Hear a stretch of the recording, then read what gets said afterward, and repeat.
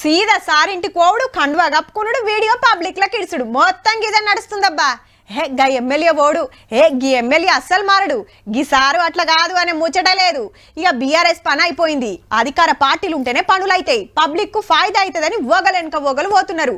ఇలా గీ సారొంతు రైట్. అరికప్పుడు గాంధీ గారు కూడా గాంధీ భవన్ కి వచ్చిండు.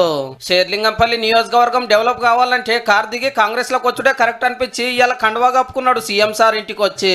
ఈసారి అప్పట్లో టీడీపీ ఎమ్మెల్యే ఉంటే బంగారు తెలంగాణ కోసం అని బీఆర్ఎస్ లకు పోయిండు, ఇప్పుడేమో ఇటు వచ్చి చక్కగా పనులు చేసుకో, ఎక్కడా నేను ఇబ్బంది పెట్టను, మీ గౌరవం అభివృద్ధి ఇచ్చే బాధ్యత నాది అని చెప్పి ముఖ్యమంత్రి గారు చెప్పటం.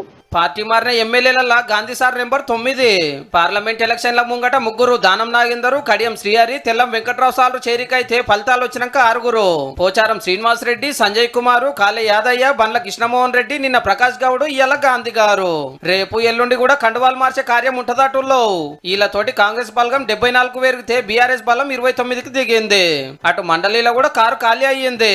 దండె విఠలు, భానుప్రసాద్, ప్రభాకరు, దయానంద్, యగ్గమల్లేశము, బస్వరాజ్ సారయ్య సార్లు అటుకెళ్ళి ఇటు వచ్చి ఒకటే పారి.